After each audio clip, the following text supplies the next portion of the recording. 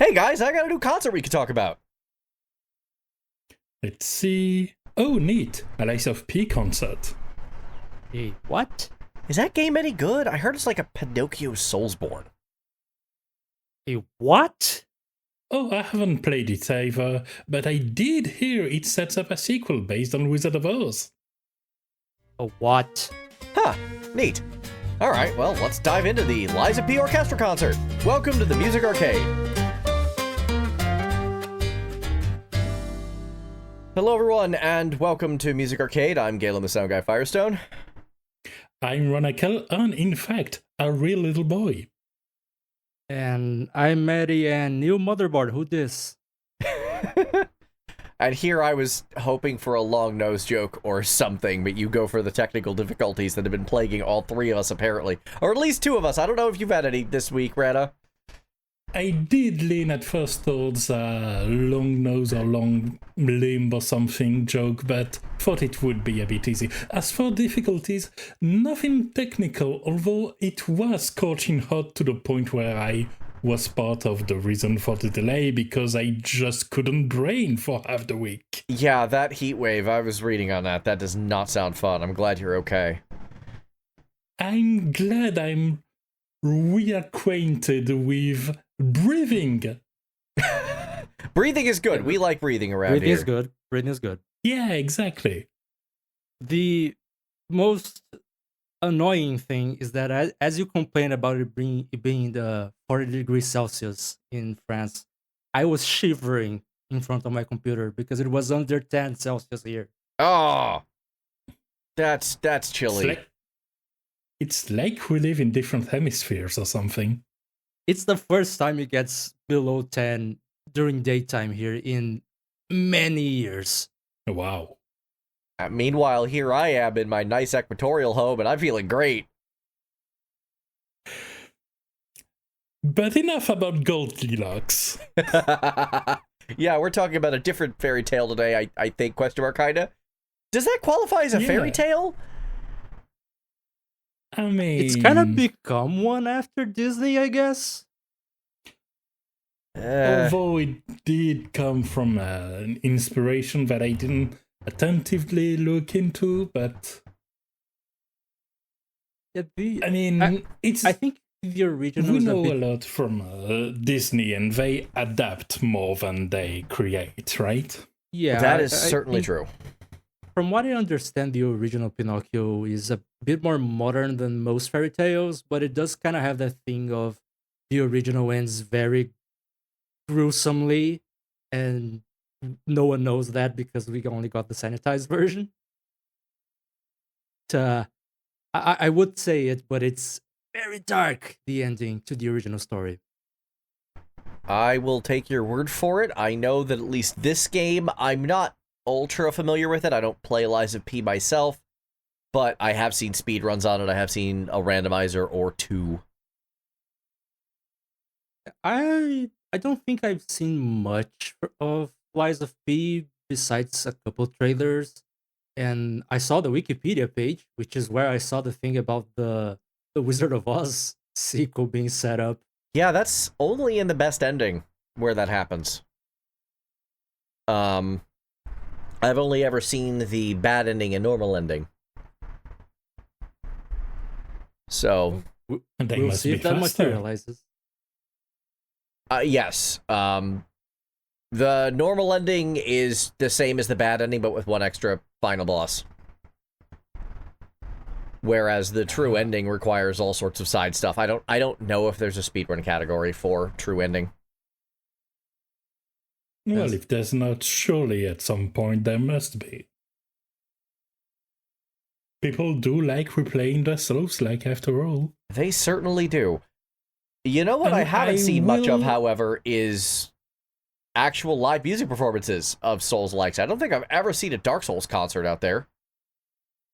Yeah, which is strange, because at this point on, that's one of my main takeaway from the concert, is that Souls-like music as a genre seems to have, by that point, pretty well solidified.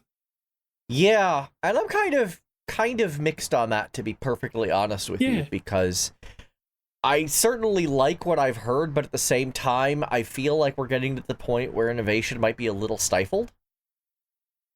Which is all the more funnier given that one of the composers for the first Dark Souls, and sure there was Demon Souls before that, one of the composers for the first Dark Souls was Moto Sakuraba, and we've established a pattern where sometimes he kind of coasts along and just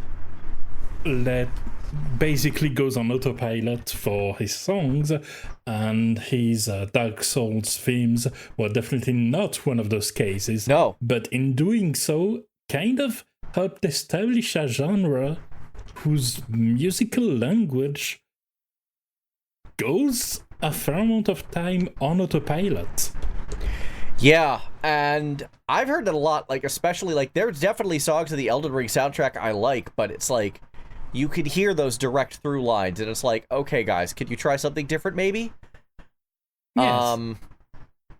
And I kind of hear that here, too. I don't want to say I dislike anything I heard. I mean, in general, there's a couple of songs that I can live without, but Yeah. for this concert, it definitely felt like, okay, well, you know, it's Souls-like.mp3. It sounds fine. I like it, but I don't Absolutely. love much here. There's one song I really love and a whole bunch that I'm just, like, meh on.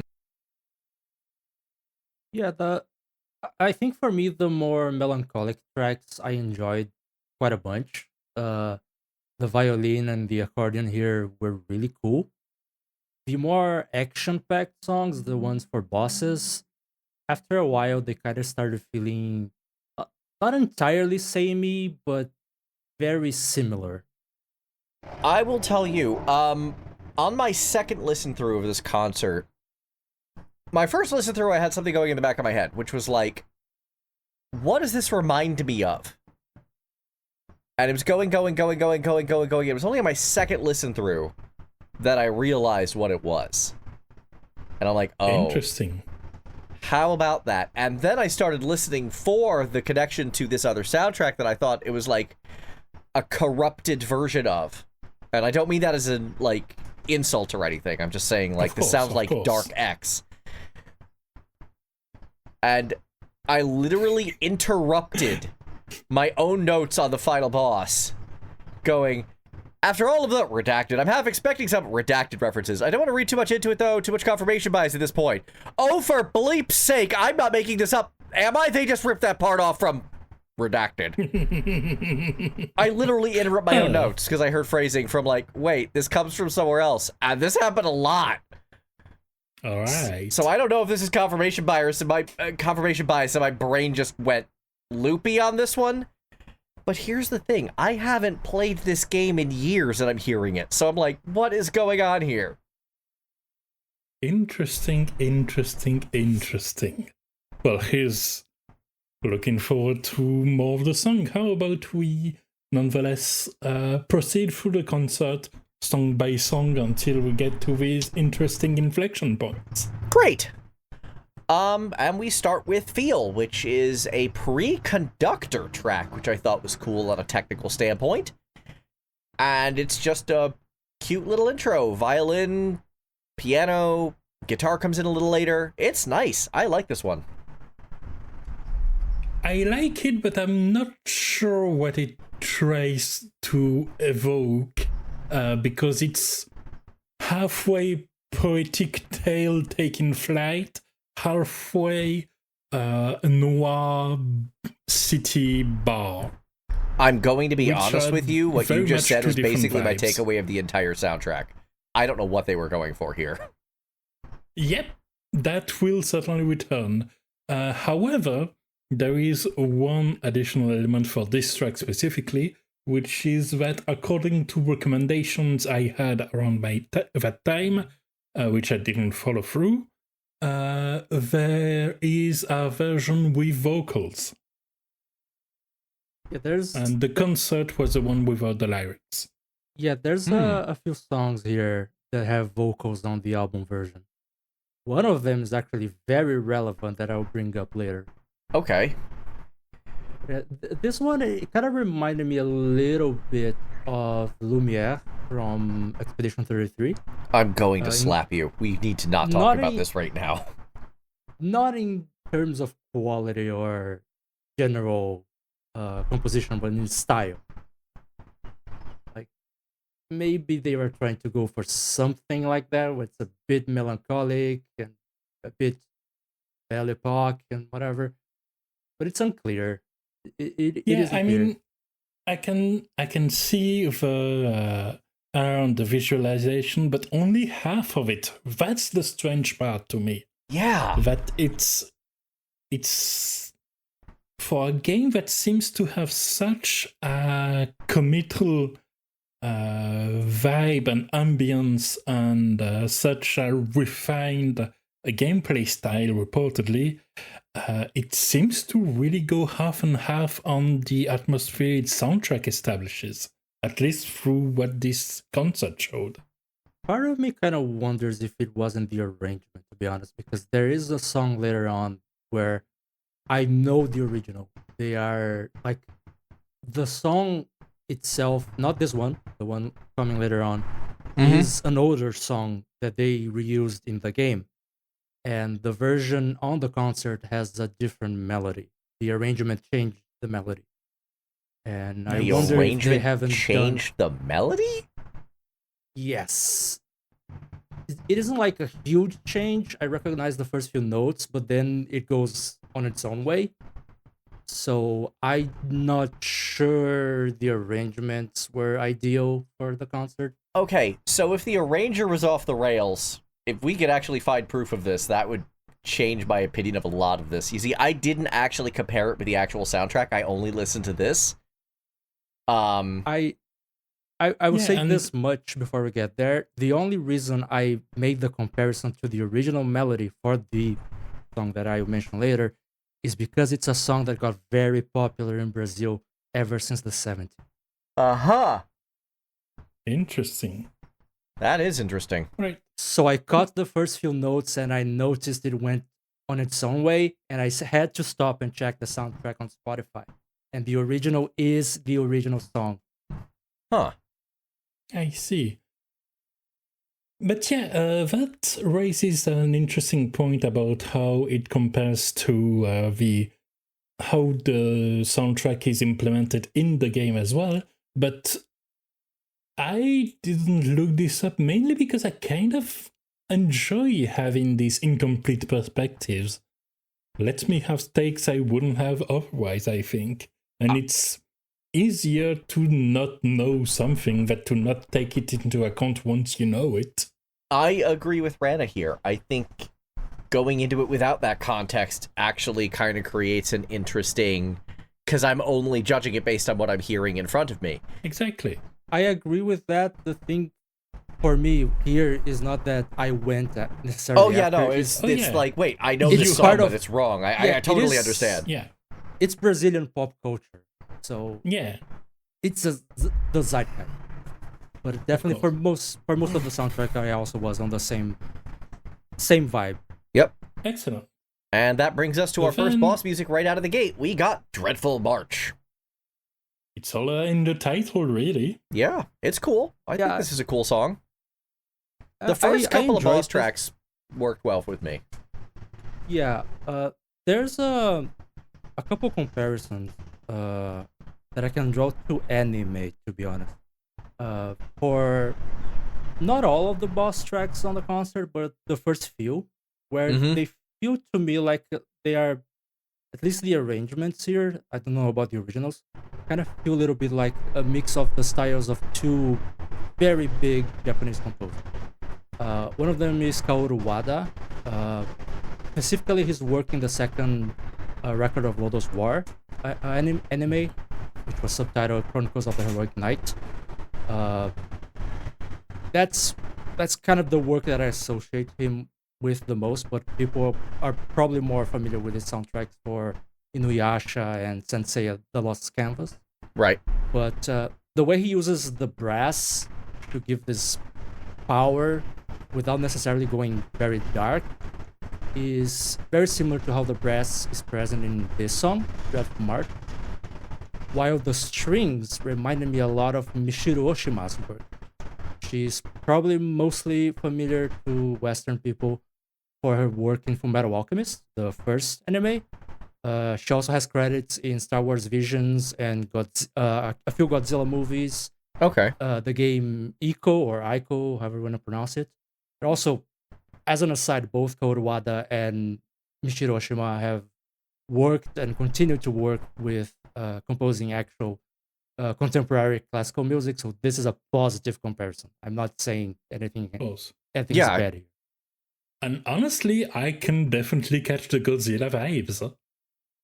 I think that makes a lot of sense. As a reminder, Lies of P is a South Korean developed game, and judging by, you guys weren't here for this part of the conversation, but during pre-production we discovered that it makes it sound like the developers didn't really understand the difference between France and Italy, and that's going to come up a few times.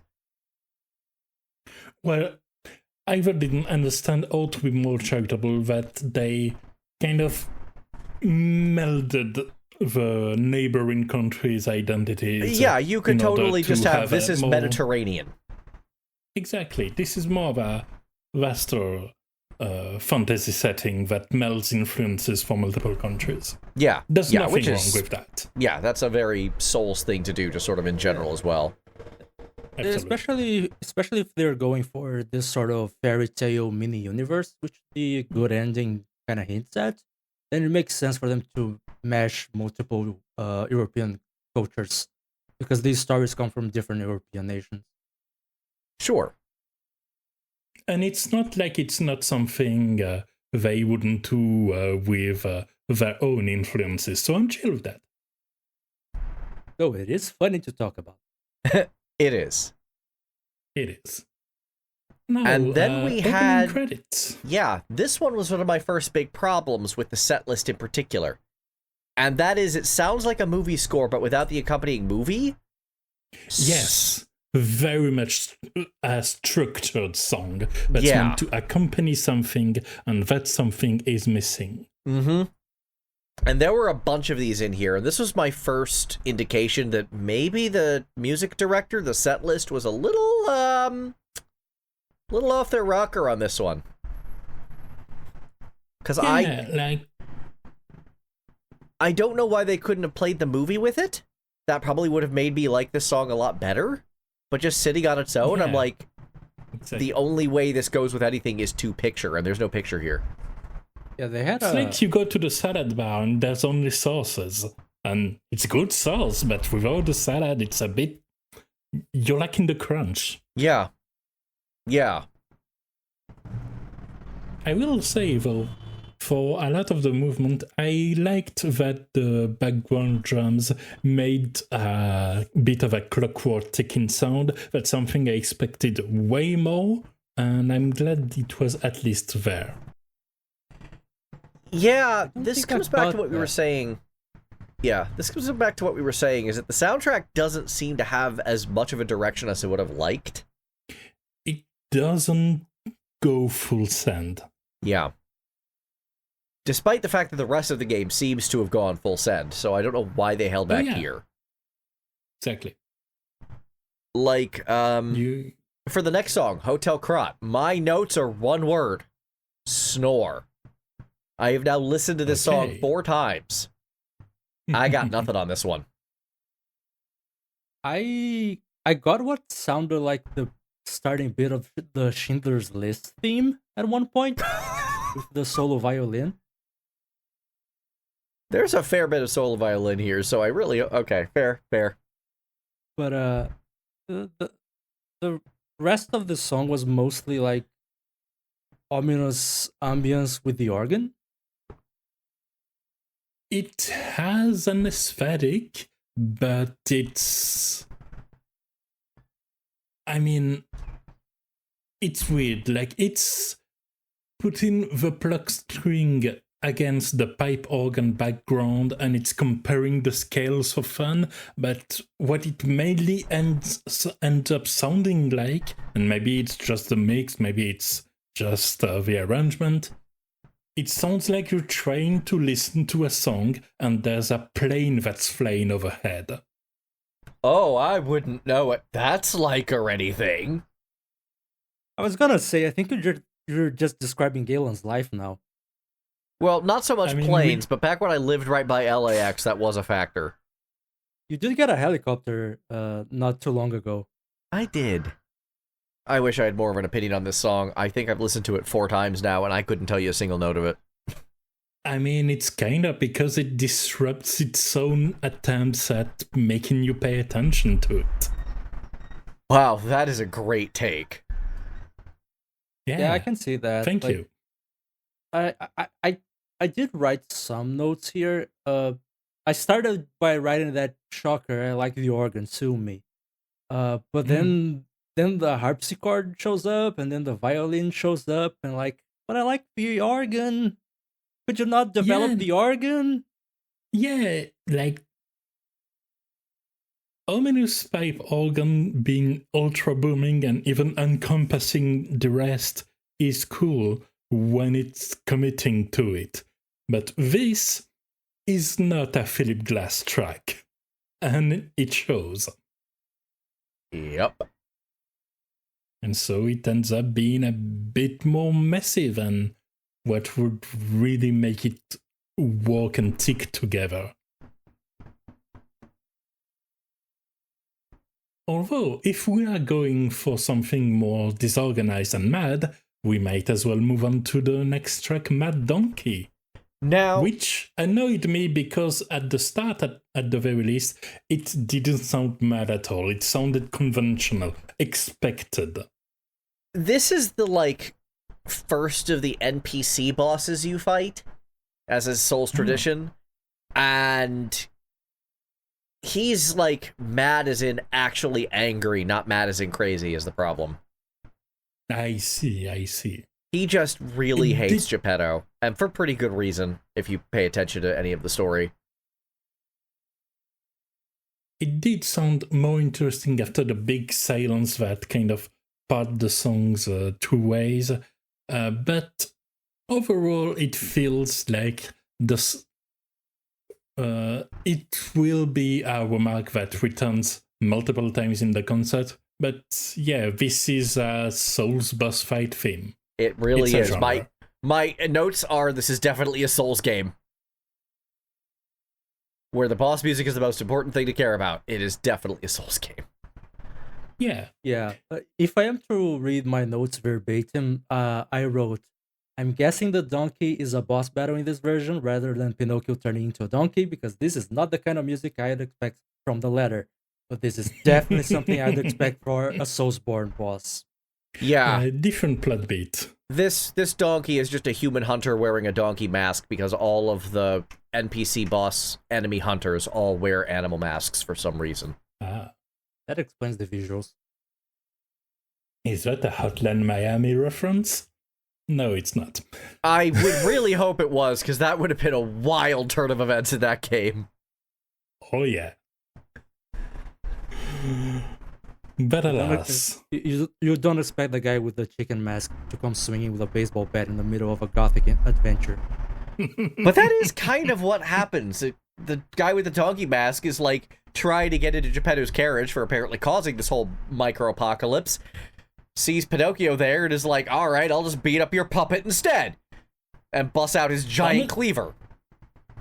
Honestly, if the soundtrack suddenly turned into 80s vibe wave something, that would have been an interesting twist for sure. Oh, that would have been wait, I don't know what's going on here, but this is kind of cool. I feel like I would have hated that and loved that in equal measure, but at the same time, there's a part of me that's man, that would have been interesting, huh? Indeed.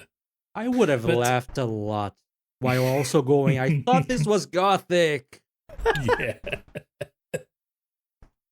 But trying to pin down a bit more what makes a Souls-like boss theme a Souls-like boss theme, I suppose trying to kind of freeform analyze it, it's something that's extremely busy, that uses the whole orchestra at the same time without going full cacophony. It sounds very chaotic. Yeah, but I would say it's sort of monumental and angry. Yeah, I would say it goes for monumentality and sort of a controlled chaos in a way. Yes. Yeah. That's more or less what you'd expect from a Soulsborne boss. Basically, if you have one instrument that isn't playing, you're doing something wrong.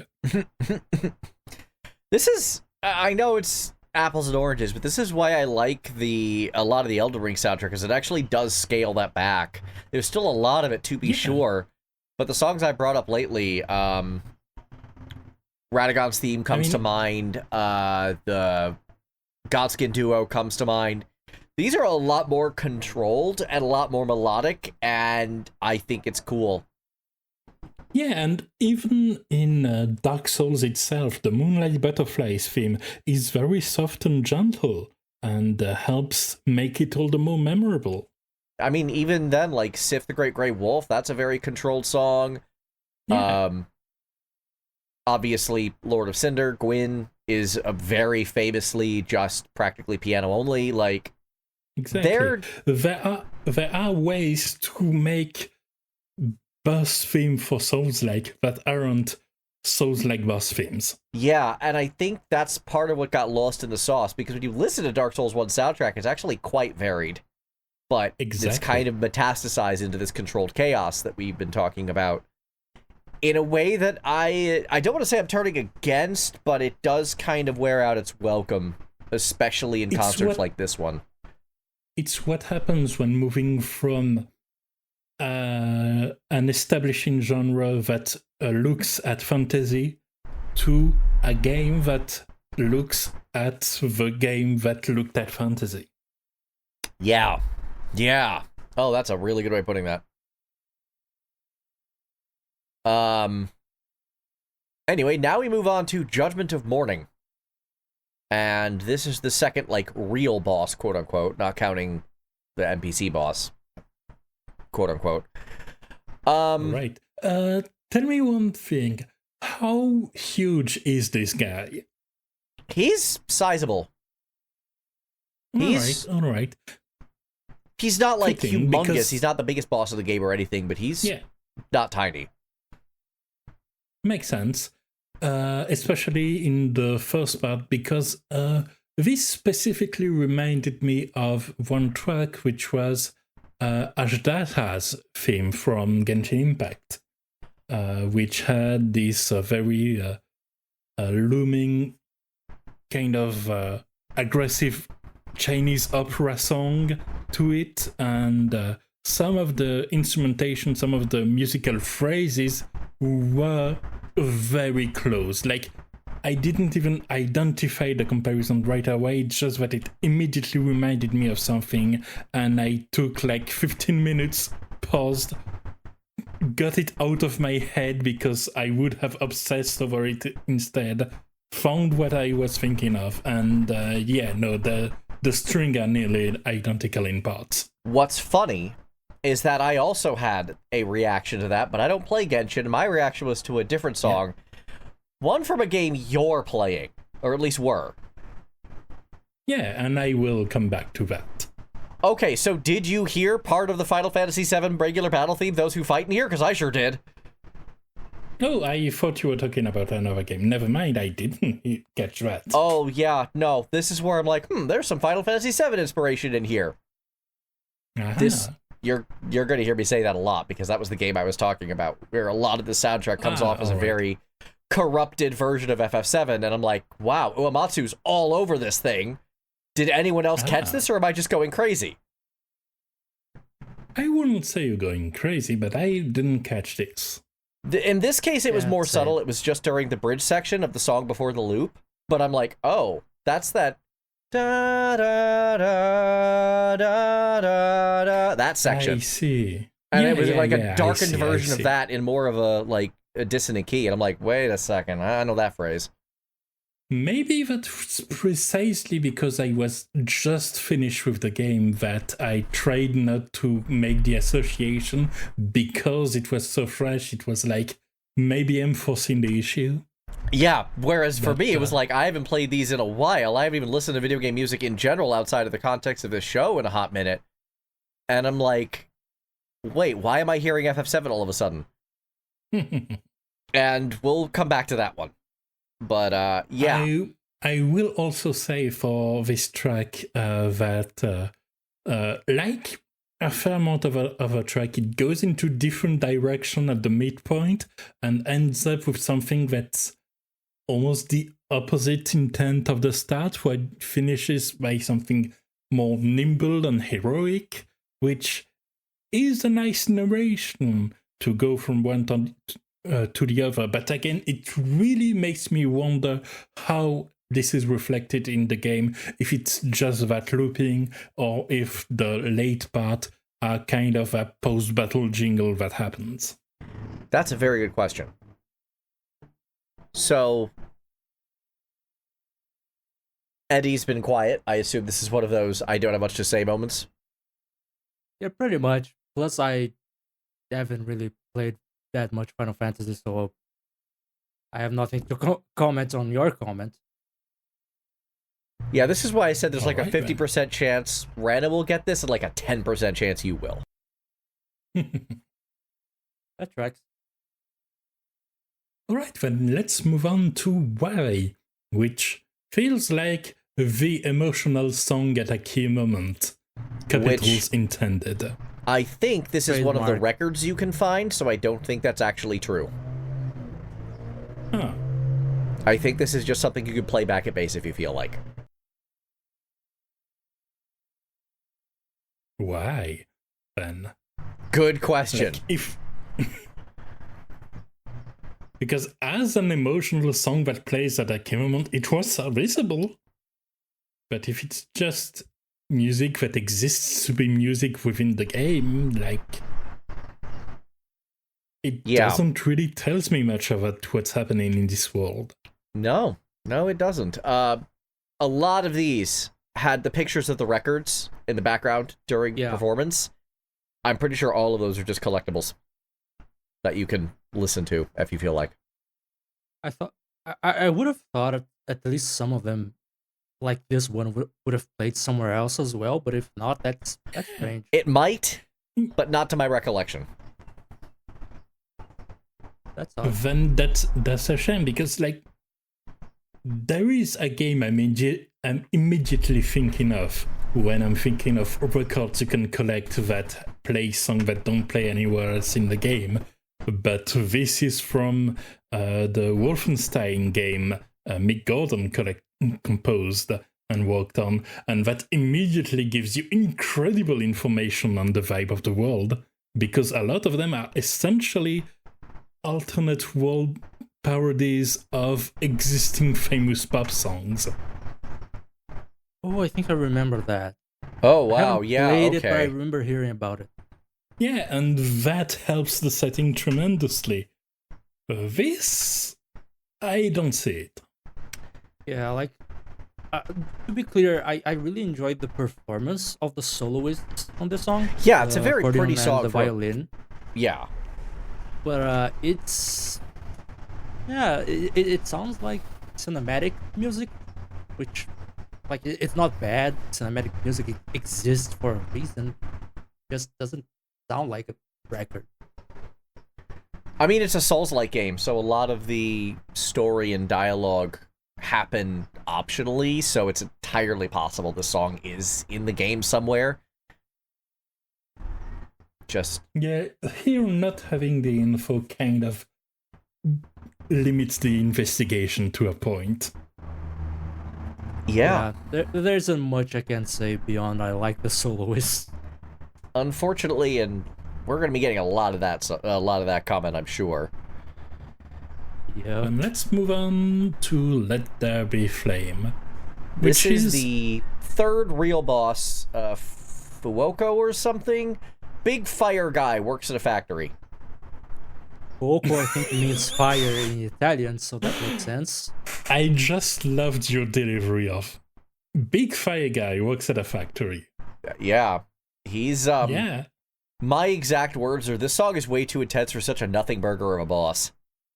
Oh. This that's guy is unfortunate, really because- unimportant to the grand scheme of things, and he's got this big, like, crazy theme. I'm like, this feels like a disconnect.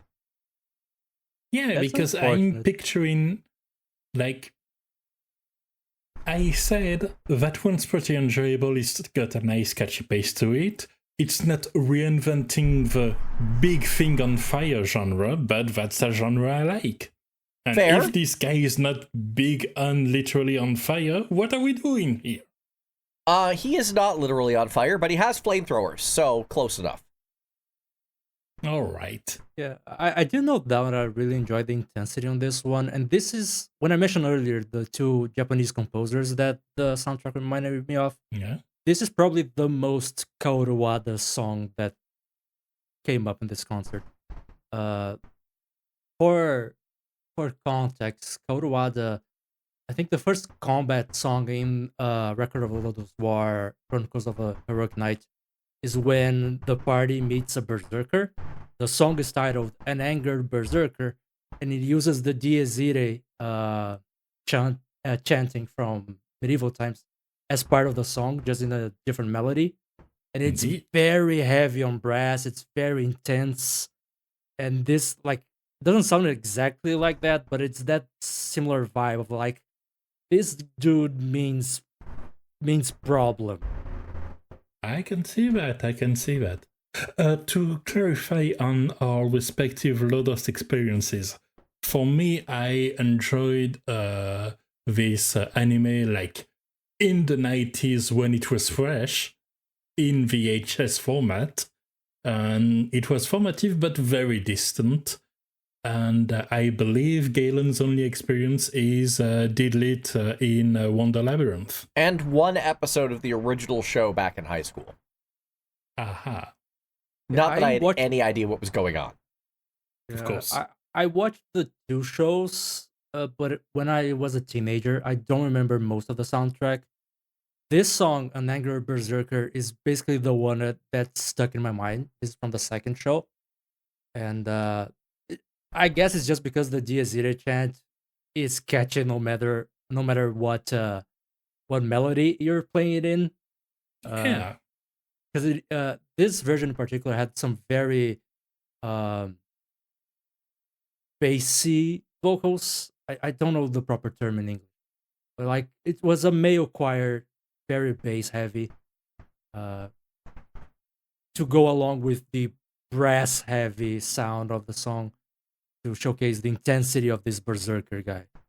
I see. It's the only song that's stuck in my mind, because it's been like a decade and a half, maybe two, since I watched it. Might as if one is going to be lodged there, might as well make it a good one. Yeah. How about we move on to Wing of Hypocrisy? This one is one I like a fair bit. It's a weird one, and I like my weird little songs. The clashing paces, especially at the start, is interesting. And this is also the second song I plain. found some Final Fantasy VII in, because this one has a lot of notes out of Genova Absolute, which is the final boss one. And the only reason I even remember that song these days is because I've seen it live in concert. Incredibly, this is the second song where I have also a reference directly to a different soundtrack, which is not Final Fantasy VII.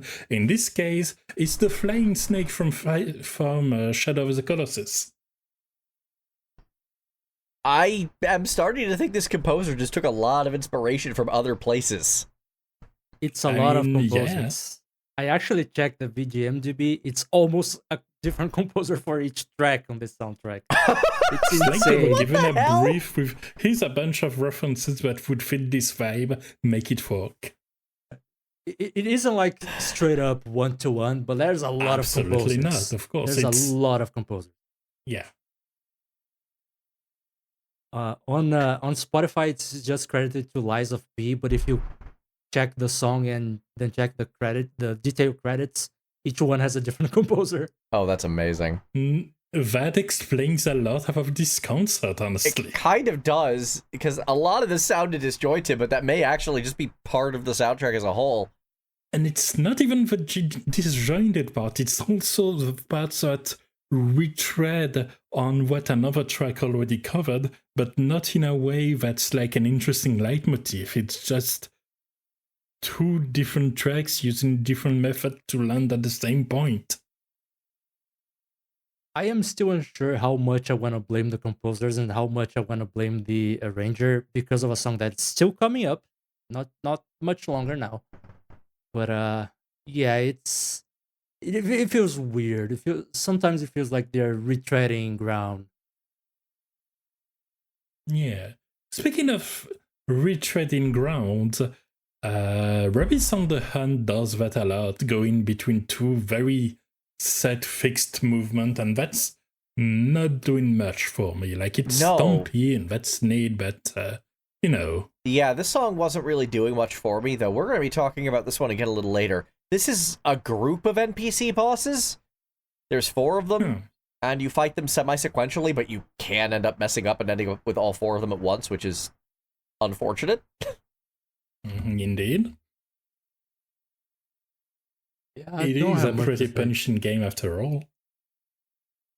I don't have much to say on the song itself here. Like, it's fairly horror adjacent, and the violins go for that uncomfortable vibe, which, okay, they nailed the vibe, but... These are more of these masked hunters, so same kind of situation as Mad Donkey. Makes sense. I think I could see them in the visuals for this one. Yeah.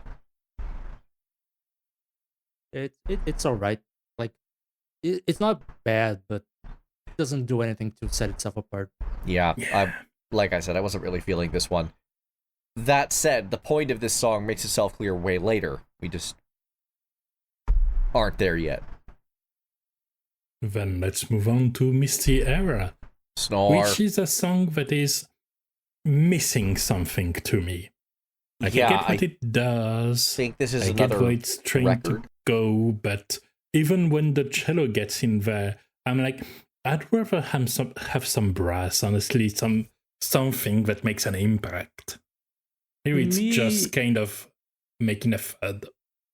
To me, this song felt like it wanted to be dark jazz, but rather than having a full dark jazz song, it went instrument by instrument, like first the piano, then the cello, rather than playing them together into something that works. Like, I don't know how to explain it, but it's like it's teasing a better song. Yeah. Kinda, yeah. It's going part by part, and it's not joining them together to be more than the sum of the parts. Yeah. Which it could be. It feels like the very start of this feels jazzy, like dark jazz, not traditional jazz. But then it kind of gets disjointed because of the idea of focusing on one instrument at a time. And then it just kills the mood, kills the ambience that the intro built. Speaking of ambience, though, the next one is very much more effective at that. It's quaint and charming. It's not too cheaper, but it's got that accordion going. It sets up a mood without being too on the nose. Very neat. We're talking about Rosa Isabelle St now? Rosa Isabelle St, indeed. I'll be honest, I didn't get any of that. I also was like, snore again. I might actually fall asleep if this keeps up. Oh. I still enjoy this one. Most of the concert, when the accordion shows up, it doesn't necessarily make the song instantly memorable or instantly amazing, but I do enjoy the accordion playing throughout the concert. It's something to latch onto. And this song is one of the ones where, like, I quite liked it. Like, it's not gonna get stuck in my brain or anything, but I enjoyed what I heard for this one. I will say, though, one interesting caveat that's going to come up way more aggressively later, but that's already there now, which is that I like this song with the understanding that this is more than a mood track for a place.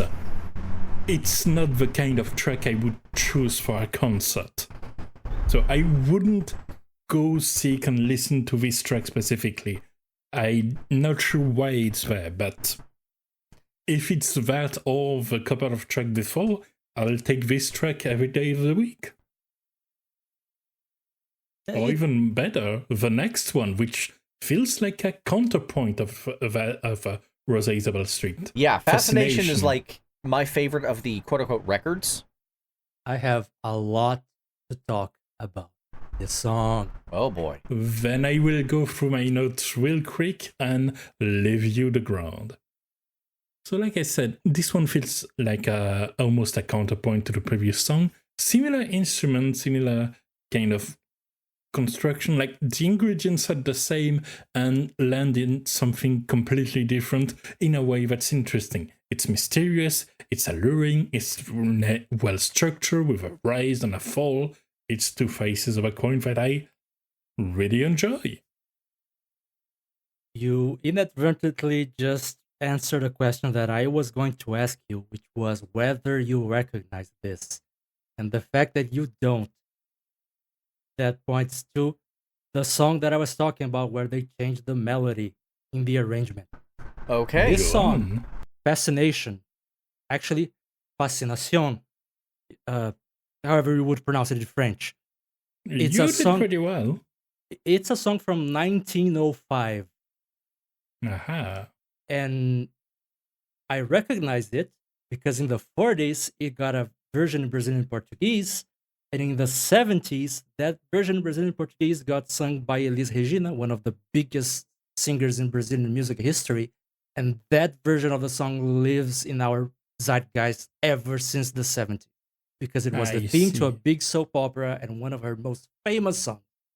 Yeah, I can definitely see that kind of situation. Like, it's kind of like a Caravan comes to my mind as a song that I knew from one specific artist, but turns out it was a reprise of something that existed for many decades before.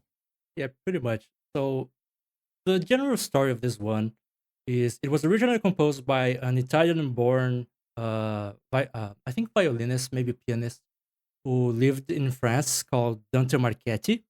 Okay. And then 1 year later, it got lyrics added to it by one Maurice de Ferrandi. I think is how we pronounce it. A little bit too aggressive on the R, but I'll give you a pass. I'll take it. And if you listen to it on Spotify, those two names are credited as composers, and you can hear the lyrics. The melody is slightly different compared to the arranged version. This is the song I was talking about at the top of the show.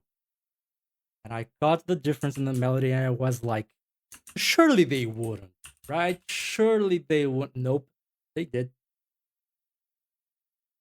So yeah, I prefer the original, be it the Brazilian version or the original French one. I wouldn't say this version is bad, this one from the concert. But yeah, the original is better, like a long shot. Mainly that's because unfortunate. Mainly because it has vocals, honestly. This song, as an instrumental, doesn't work for me all that well. Yeah. It's not bad, but it's not great either. Well, at least that sets me on a track to learn about a song that I'm probably going to like, given that I like this version. That's very fair.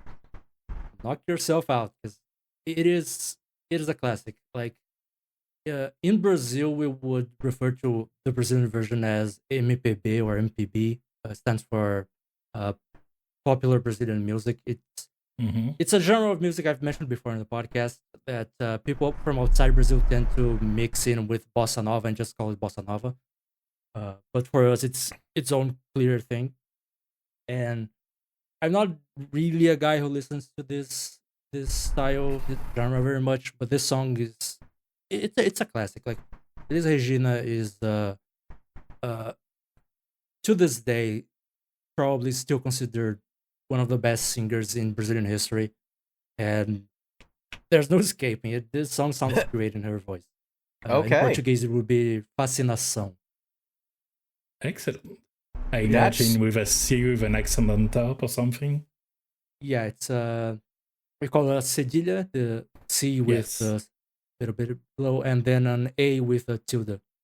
Though on Spotify, it doesn't have the tilde on the a song. Unacceptable.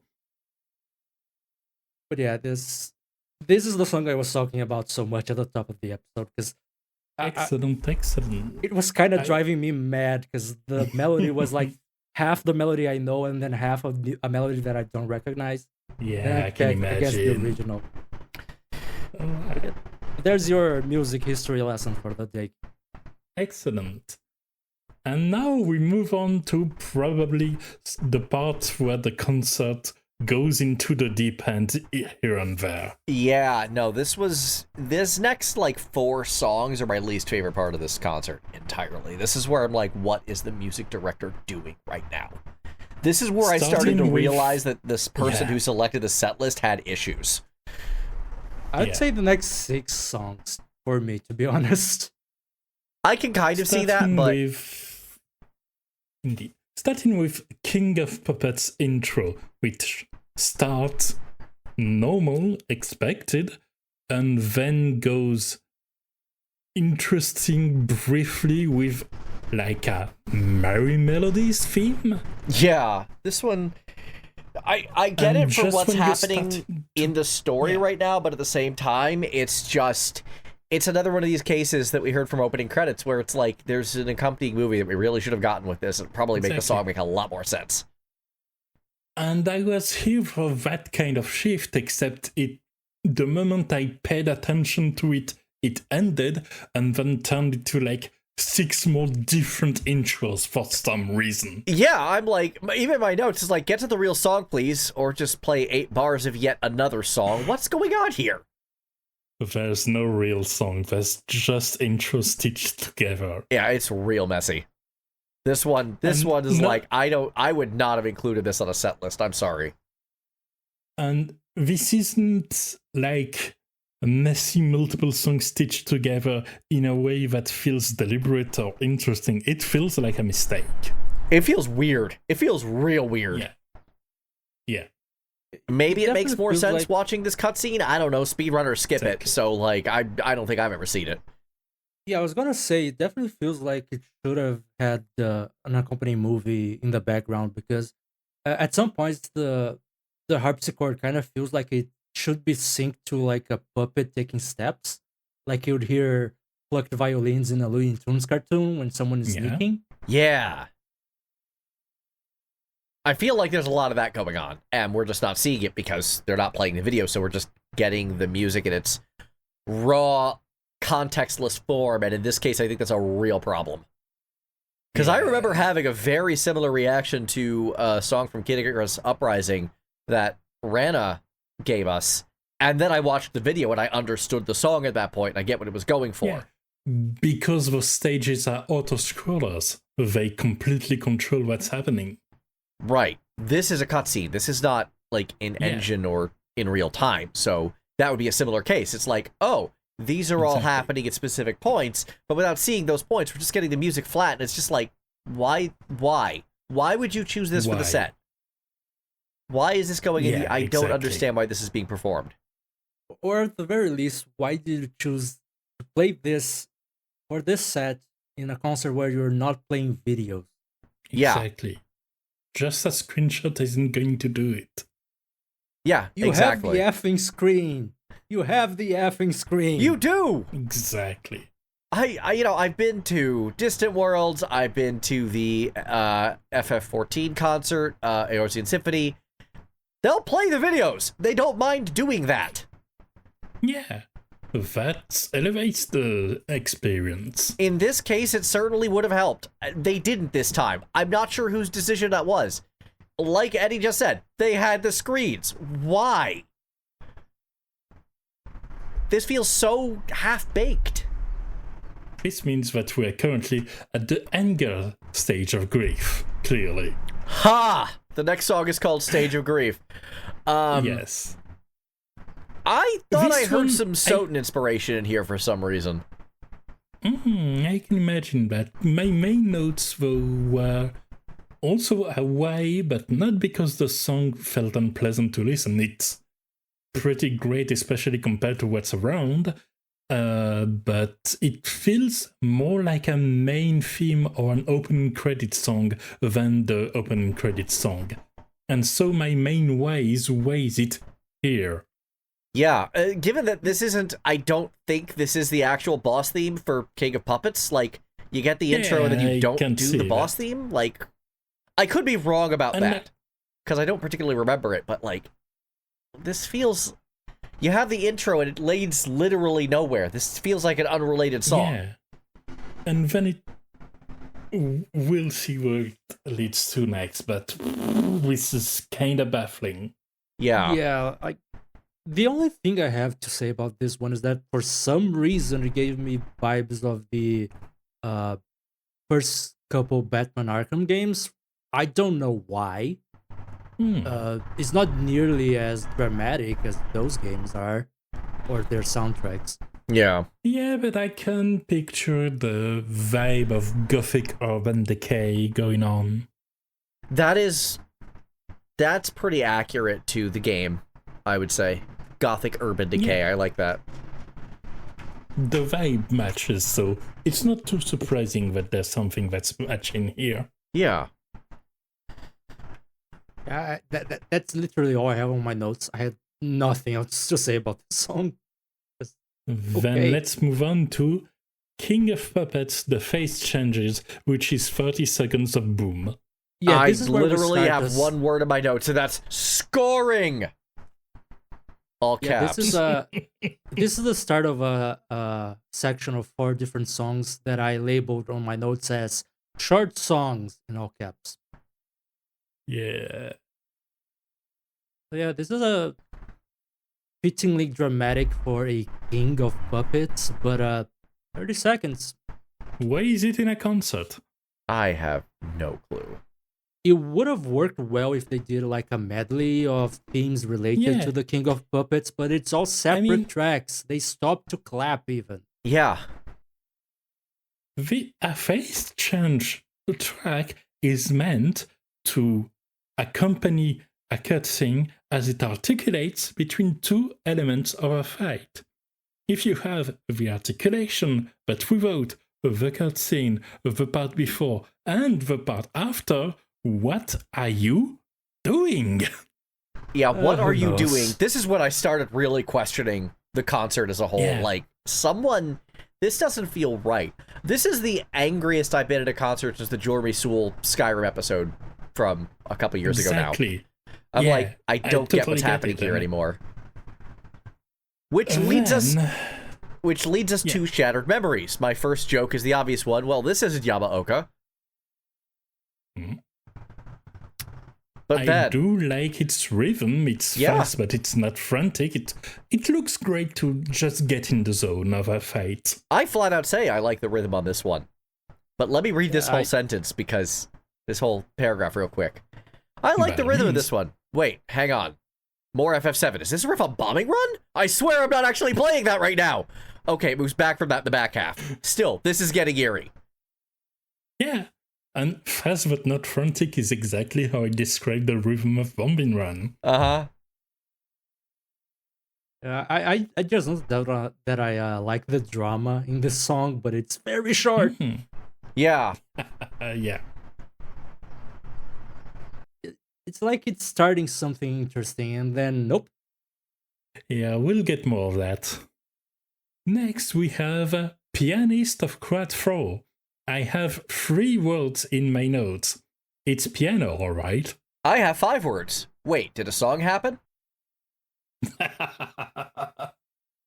I only have more words than that because I actually noted down that for some reason this sounds familiar to me, but I don't know why. Okay. But if you ignore that part of my notes on this is absurdly short. Yeah, it's short. It's not really going for something intense or exceptional or remarkable. It's filler. Why is it filler? Raises a question to me. If there are 4 different songs called Pianist of Krat, why not do a new arranged medley of the 4? Again, that would if like the music director had a brain in their head, which I'm increasingly convinced they do not. Yeah. Maybe they got a puppet. I'm usually not the guy who goes harsh on those kind of situations, but here it's justified. It just makes no sense. Yeah, I don't like to be angry at artists, but this is baffling. Yeah. Next, we have Charity Market. Oh, look, it's a dingy street full of orphans. Yeah, my words here are very, very European. Yay? I just noted down, there's accordions again. I like them. I've got to be honest, I was getting sick of the accordion by this point. I'm like, anytime that accordion comes in, I check out. I'm not feeling it on this soundtrack in particular. For this track, it just feels very descriptive, you know? It's exactly what it's supposed to do. It fills a briefing, not a concert hall. It fills a briefing, not a concert hall. You just spit more fire than Fukuoka up there. Good job. Thank you. That one burned me. Damn. Yeah, the people involved in this concert, they should just go to a body of water nearby. Mm-hmm. Please make sure you're safe from Rana. All right. I guess we can put that one in the Hall of Fame then. Hall of Fame is the next track. So this is where the story of the game kind of takes a turn, because now we meet the alchemists, who are a whole other faction of people, who are apparently responsible for puppets going crazy, question mark, question mark, question mark. It turns, the story takes a turn at this point. Like, the thing we thought was the bad guy was the king of puppets, not actually the bad guy, more stuff's going on, blah, blah, blah. And this is the boss fight for Champion Victor, which is literally Frankenstein's monster. I see. That explains the visuals. Yep. That makes it worse. It does. Because I like the little doubled little musical phrases, but it feels Soul's boss theme as well. It has moments of coolness, but it feels reserved about them. Yeah. And that's appropriate neither for a key moment of the story, nor for a hulking Frankenstein's monster. Yeah, I literally wrote here, the more I listen to the song in particular, the less interested I get. I appreciate the attempt, but this one did not land for me at all. Yeah, like there's one element I can isolate, pinpoint, and say I like that. Is it the drums? Because I like the drums. Like I said, the doubled little phrases where one is repeated. It just sets up a nice little, not even a back and forth, but something that works well for a theme of like duality. If it was a dual bosses, I would have loved that. If it was something not Frankenstein monsters like, because that one doesn't really match them. What you say works better for what we have 2 songs from now. Which one's 2 songs from now? Green and Greed. Okay, yeah. Well, we may as well... Oh, sorry, go on. No, I just wanted to know that this song is another that makes me wonder. I haven't listened to the original, but it makes me wonder whether something wasn't lost in the arrangement, because I like the string melodies, the string phrasings, and I also like the drums, but the two don't connect here. Yeah. Like they exist in the same song, but very separately. They aren't interacting. It feels odd, feels underutilized. What was the briefing for that soundtrack? What was the way the soundtrack was composed, not even composed, ordered? Like, what happened? Because it's too cohesive to be just somebody that ordered 36 songs, but too disparate to make sounds as a unified soundtrack. Yeah. I don't understand, and I'm losing my sanity over that. Oh, The Especially thing is, because, this like, concert set list gets worse as it goes. Yeah, exactly. It's like the And, decisions being made just make no sense. And by the way, when I say it's not just 35 ordered songs or something like that, I'm referencing specifically a Korean MMORPG I really enjoy named Granado Espada that actually used a lot of licensed track in its field themes. You had an in-game jukebox by themes, by areas. There were some made specifically for the games and other that were just licensed song. You had Viking metal happening during a peaceful Highlands area for some reason. It was disparate, it was weird, but I understood how it happened. Yeah. This one, I don't get it. No.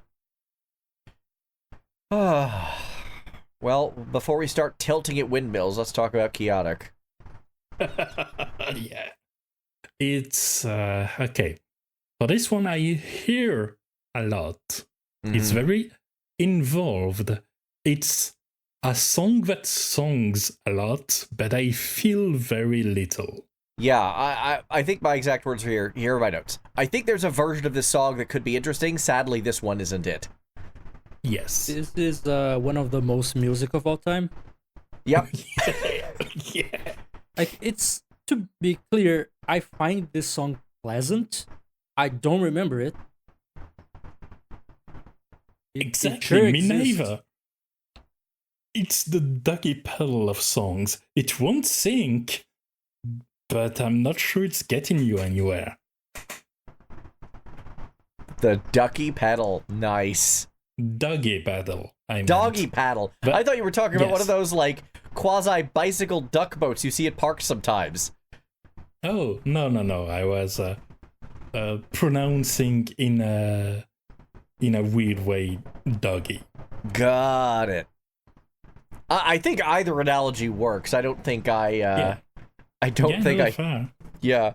As long as there's a lot of movement.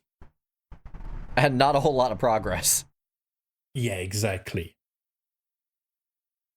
All I'm Then we learning so have- far is that Rana chose violence when he woke up today to talk about this I concert. didn't intend to, but I guess I'm being in savage difficulty right now. I mean, this music director, like, this is right around here is what I'm like, this music director is on crack. I think we're witnessing Yeah. drugs because, actually, no, I will tell you when I totally lost my mind. We'll get there when I'm like, the music director is officially just dumb. Get me out of here. Okay, then we'll move past green and grid pretty fast because my notes are okay, it's big.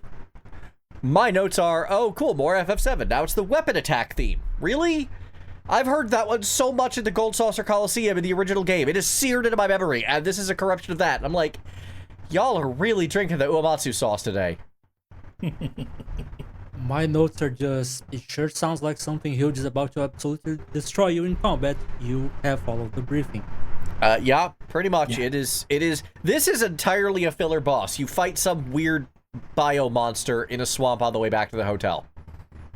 The fact that you say biomonster lends credence to what Rana mentioned about this working for Frankenstein's monster. Yeah, it would be a better fit there.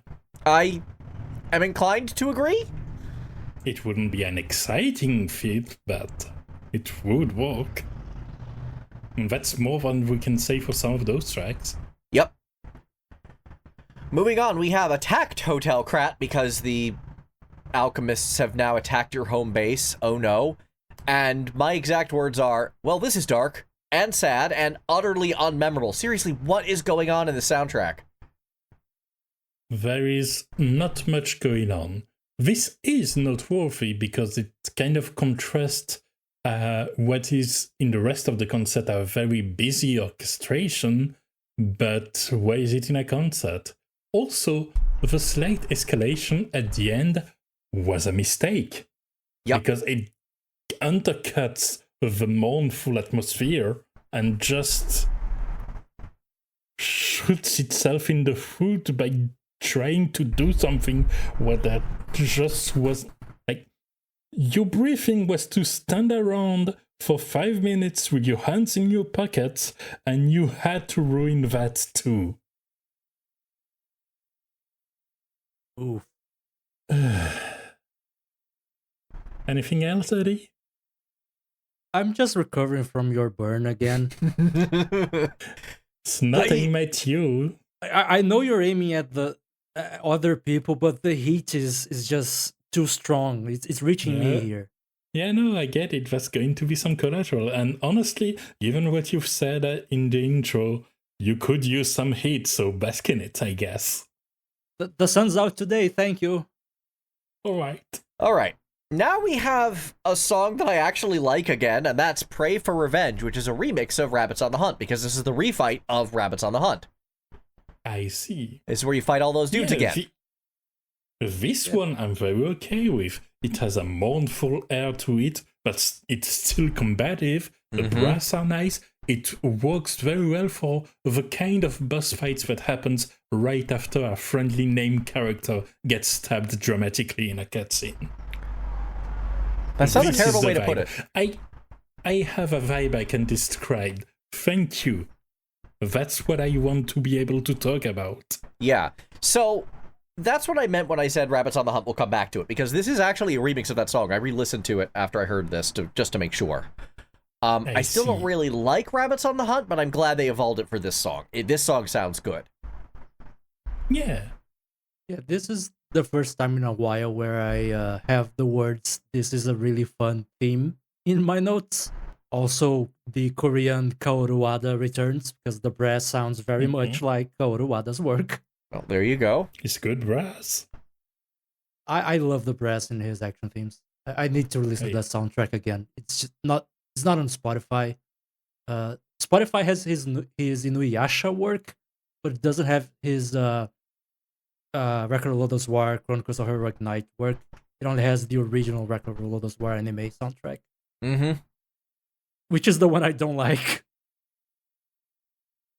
Speaking of things we don't like, Laxasia, the complete face change. Oh, this is where I lost my mind. I'm like, okay, we're going from the Rabbits refight, and we're skipping the whole next area, which does have music, and the first phase of Laxasia the Complete, and going straight to the mid-battle phase change? Where she loses her armor?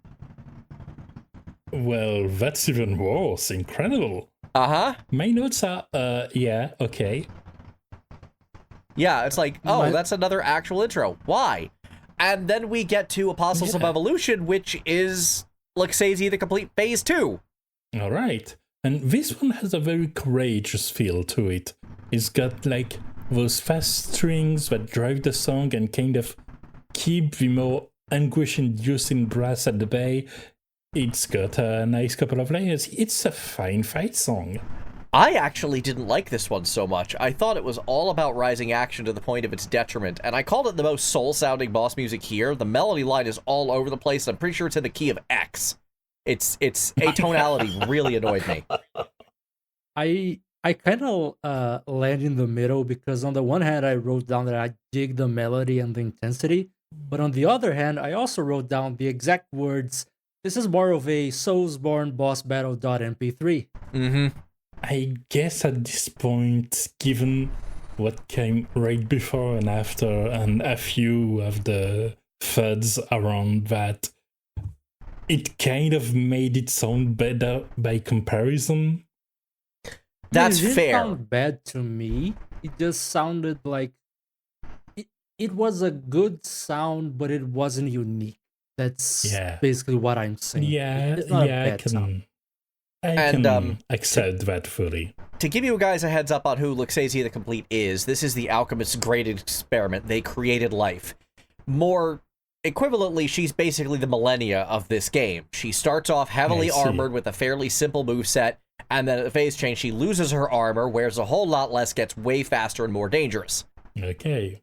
That's not really a memorable boss theme for that kind of adversary, then.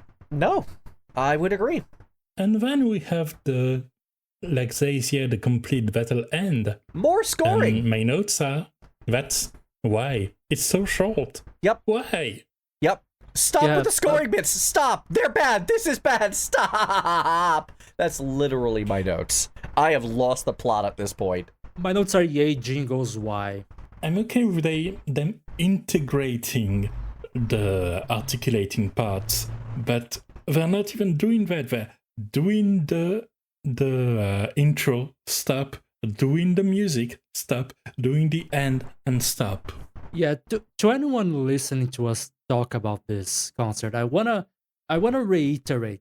They have the phase change theme. Mm-hmm. They stop for applause. They have the phase 2 theme. Mm-hmm. They stop for applause. They play the battle end theme, and they stop for applause. Mm-hmm. They could have done a medley. If they'd done a medley, they would have needed to include phase 1, which they refused to do for whatever reason. I'm so annoyed by this lineup. Like, you literally cut off half the boss fight in favor of a couple of small scoring tracks. I don't get the logic here. Yeah. All right. And then we have Arche, Abbey, upper part, and this one's a bit passive, isn't it? It is, but this is actually an emotional scene. This isn't a record. This is a thing that happens. Yeah. So this one gets a couple of points for actually mattering. That's a good question, Rana, isn't it? The thing is, if you only listen to the soundtrack, you wouldn't believe it. But yeah, things actually do happen. And this is where we get the Blue Fairy part of the Pinocchio story, and it's quite tragic.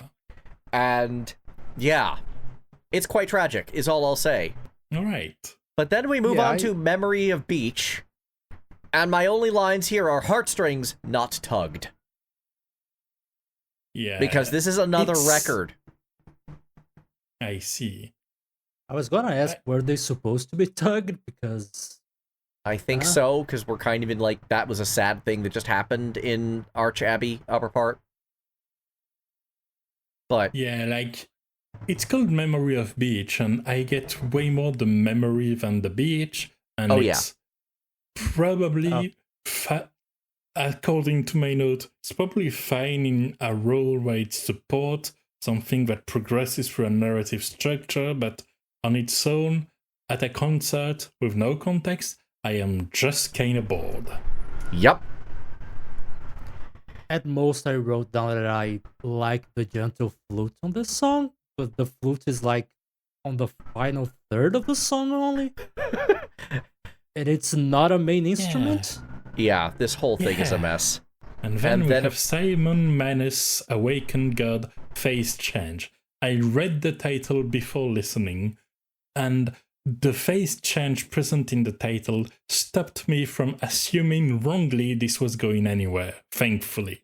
They skipped phase one again. Warned. But yeah, this one at least has some something is happening energy. Yeah, I wrote down, my exact wording was, at last a phase change that it isn't 40 seconds long. Yeah. That said, they skipped phase one again.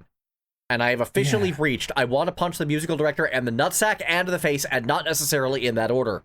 I was beyond done at this point. One works great as diversion for the other. I am like so frustrated by this now. It's like, okay, we can at least use this painful experience as a tie-in to the previous episode of Music Arcade on the drop. This is why a drop is structured in kind of a predictable way. If you need to have it work, you need to build anticipation, mark a demarcation, and have something that ramps up after that. This concert is structured in a way that runs almost complete opposite to that. It goes fill the transition that should be empty, forget what comes before, and make sure what comes after maybe works, maybe doesn't, but given that they are part of a whole, the connection absolutely shouldn't be allowed to be made, because that would be interesting, and why would we have that? Why would we have that, indeed? Like, especially given that they have the transition phrases named after the boss, and then the boss themes named differently, I wasn't even sure they were part of the same boss fight. How could I know? all I have is Arm of God, and sure, Manus means hand, but that's tangential at best. It is, but Anyway, here we Arm have of the God. here we have Arm of God, which is actually my favorite song of this concert. I actually really liked this song in particular. Oh no, I hate it. Oh, well, too bad. That sucks, unfortunately. Yeah, I literally just wrote, it feels like things are happening and not just Souls-like boss here. I don't know, I felt this one was actually quite structured. This one was actually nice. Harmony was super neat. I agree with you, except I would have one word. It feels things are about to happen. It's like the mental image I had was that one GIF that does the round occasionally, where it's a truck that's about to crash in a controlled way, and you see it through different angles, and it's only after the third or fourth loop that you realize it's just looping the lead up of the truck crashing and never actually showing the crash. It's all anticipation build-up and no release. There's great elements. I love a lot of the ingredients there, but I hate the structure of the song. I wouldn't go as far as to say I hate the structure of the song, but I feel like it's missing a live choir here. Yes, that would Feels a help bit empty. ramp it up to a point. This is a dropless song, and it could very much use that one escalation that means we are going somewhere. And moving on to the true final boss, instead of phase 1 of the Nameless Puppet, we get another record. Why are we listening to Shadowflower right now? Who thought this was a good idea?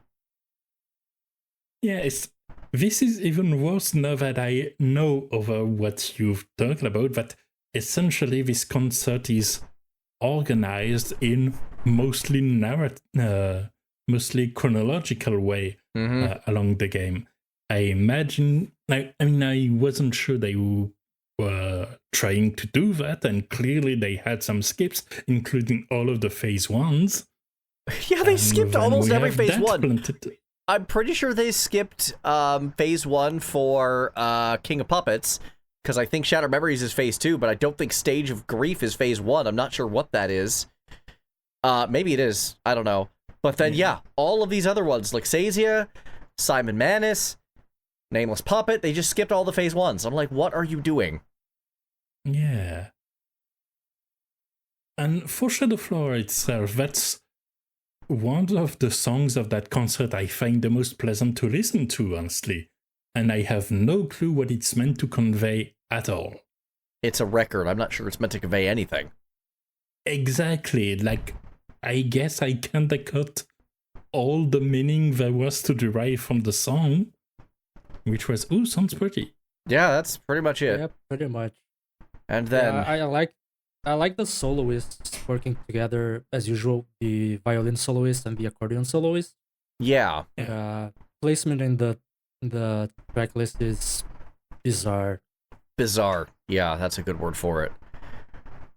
Like, this musical director by the end of this was my nemesis. I am like, I don't understand how we got to this point. What is this disjointed mess of a concert? Indeed. Which brings us to phase 2 of the final boss, the Nameless Puppet, Nameless Chaos.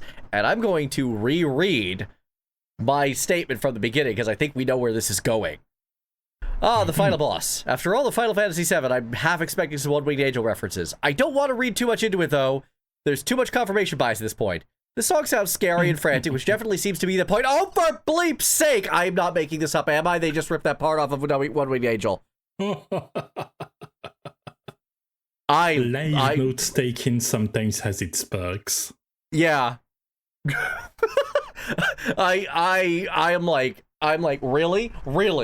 What we're doing? Okay, we're doing this. Fine. Y'all listen to a lot of FF7 going into this. This whole army of composers apparently were given the FF7 soundtrack and said, do this, but evil, and frantic and weird and Souls-like. And they did, apparently.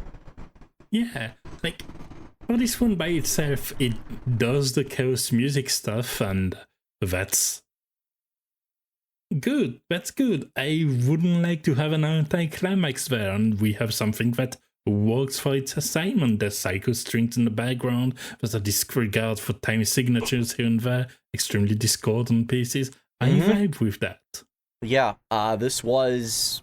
I mean, as a song, it's fine. I got way too caught up in the sauce of the FF7 ripoff at this point. Exactly. Because, like, even without remembering it that clearly, I can picture in my mind what's the part that immediately reminded you of When Wicked Angel. I'll be honest, you're one step ahead of me because this didn't stick in my mind enough for me to remember any part of it right now. It's more inference at this point. Like, my main note here is that the violins sound straight out of a horror movie soundtrack. And those usually aren't exactly the most memorable ones, save for the John Carpenter stuff, because he's a genius. Well, I mean, we call them Psycho strings for a reason. It's because they're from the movie Psycho. Like, you know that screeching. Right, but generally speaking, you wouldn't tell one horror movie soundtrack from one apart from another unless it's John Carpenter doing his thing, because he's also a musician. Fair. So yeah, I did note down that I liked the bells in a bit of the song, but I don't remember how it goes. You know, that's a thing that I think we need to address. We haven't really talked about the performances once, and this was an extremely competently performed concert. Nothing sounded exceptional to me, but like everyone here was very professional and fine.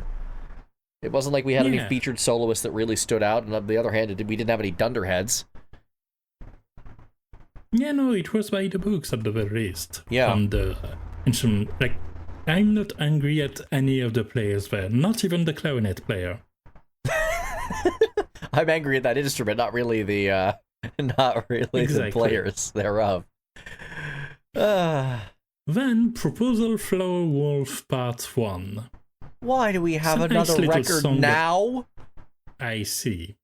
Yeah, I figured that seeing the title and what I know now that...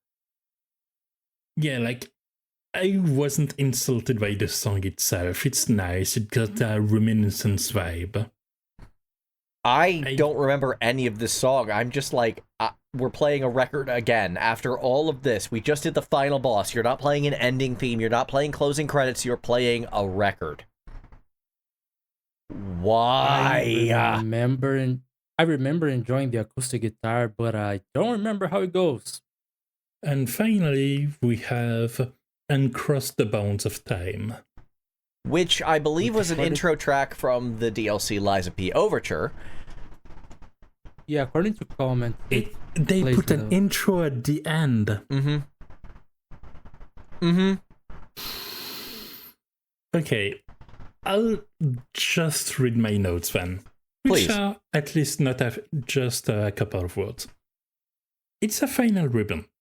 It makes sense in that it's at the image of that concert. Well executed, but not really bringing much. Yep. I don't know, maybe I'm too harsh on it. Maybe I'm expecting different things from my concert. Or maybe, just maybe, it feels like a musical description of an emotional sequence rather than something born of that emotion. Kind of like reading a movie plot summary instead of watching that movie. Can I make things worse, Rana? Oh, please do. You're annoyed that they played the intro to the DLC rather than an ending here? Yes. The DLC is a prequel. I was going to bring that up. Of course it is. Yeah, no, I'm like, the song itself is nice, I guess. The piano and strings, no accordion, I'm good. But I'm like, I recognize this leitmotif from elsewhere in the game, but I am so done with this concert right now that I don't want to take the time to look it up. It's incredible how much a concert with so many competently played songs makes me so much less interested in playing the game it represents. Like, on one side, there's a kind of curiosity that happens as to how it works, but at the end, I feel almost angry at the game as on behalf of the time I spend listening to this concert. Now, here's my main response to that. First, a couple of responses. First, did you guys stick around for the encore? Because I did. I did too. It was Hall of Fame again. Yeah, it was just Champion Victor's music a second time. I'm like, why are we replaying this one of all things? Okay, sure. Secondly, I will say, this music director really kind of ruined the experience for me in a lot of ways. From everything I've seen, the game is actually, like, really cool as a Souls-like, and is probably worth your time, and I think this was just a really bad representation thereof. I think we just got screwed by a screwy set list and a weirdo music director who is on way too many drugs. And possibly a god-awful arranger because of, as I said, I recognize one song and that song is not right. Yeah. So how can I know that the others are? I think that even without context, I think there's an argument to be made that we just got a really bad representation of this game as an outsider. Yeah.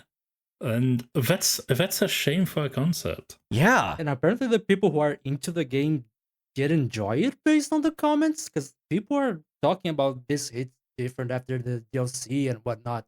They like hearing the songs they like being played live, and certainly I understand that. But as a, even as a fan, I feel like I'd be annoyed of this with them cutting out so much.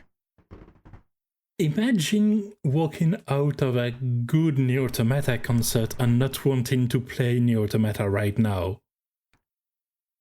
That would be tragic. Unthinkable, right? Yeah.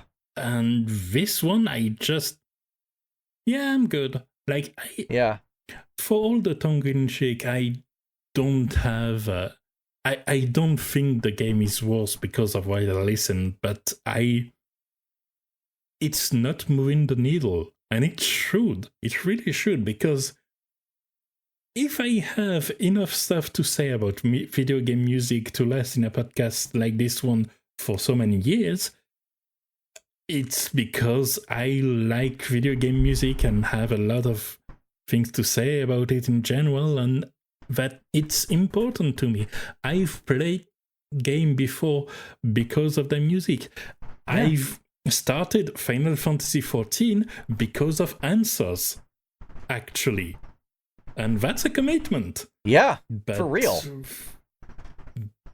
But here, if I get around to playing Lies of P, it will be because it looked good and the gameplay seems cool.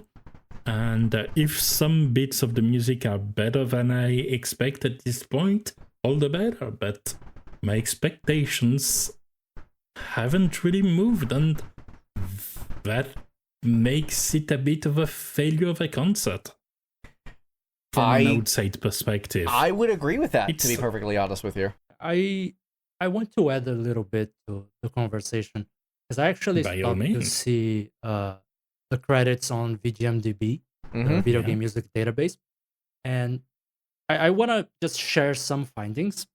So the full soundtrack has 70 tracks on the album. And the concert had 36 tracks, so about half. About half. There are 18 composers credited on the album, but that includes Dante Marchetti and Maurice de Ferraudy, who appear they appear 4 times in the soundtrack, apparently, so I guess Fascination was used 4 times. There's also a studio layback, so more than one composer, presumably, which did more than 10 tracks. There's also a Round 8 studio sound team, which also presumably had more than one composer, and they also did 10 tracks. So it's not exactly one composer per track, but it is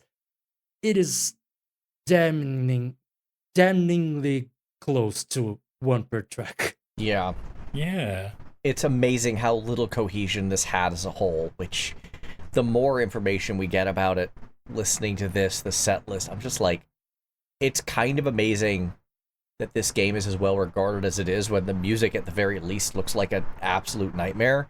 And I'm a little shocked the rest of the game didn't end up that way, because forgive me for being harsh, but that detail seems like a question of leadership. at that point. Yes. Like, how did If we get only here? there was an apt tale that could be used as a metaphor for something that seems wooden and disjointed, but ultimately lacking the souls that would make it a real concert. One more trip to the piano mines. No, you're not going to get that reference. Anyway. I didn't. Well, this was a bit disappointing. I need to point out that the last time I was this angry at a concert, it was Eddie who brought it up. This one was my idea, and I don't want to say I regret it because it gave us some interesting discussion fodder, but at the same time, I'm kind of sorry for putting you through this. Oh, no, don't be. I think the conversation was super interesting. Like, I'm glad ultimately that I have this perspective. I didn't feel like I lost my time there. And hey, you gave me the opportunity for another bit of history of Brazilian music. So honestly, I'm happy to take that as a win. Great. And given that the episode's playlist... oh, no, go ahead. I'm not a musician nor a historian, but I'm here for the Brazilian music histories. Cheers to that, as I toast my empty coffee mug because I ran out of coffee about half an hour ago.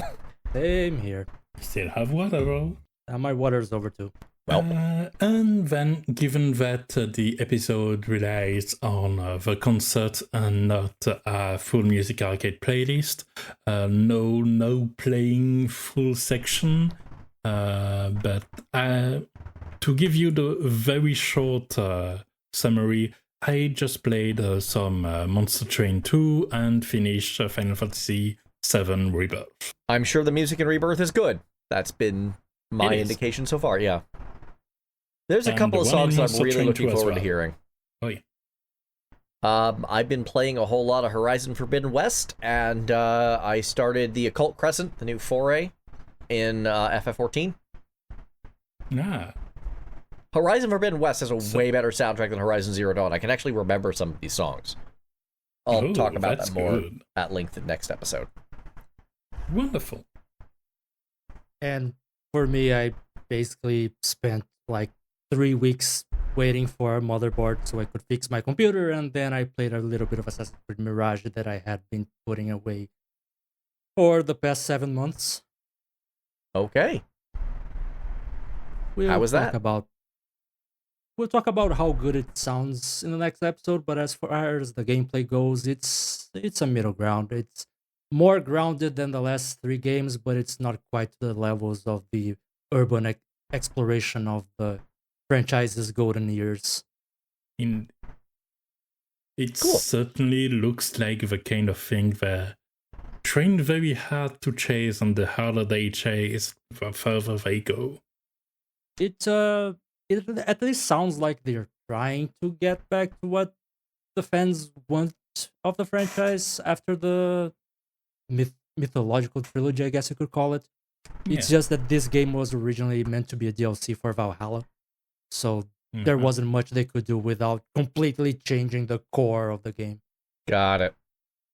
With that appears to be all the time we have for this episode. Thank you all so much for tuning in. As always, you can find a link to the concert in the description below, and how to reach us in case you want to give us questions, comments, concerns, or ideas. Until then, we will see you all next episode. Have a good one, everybody. See you next time, everyone. See you.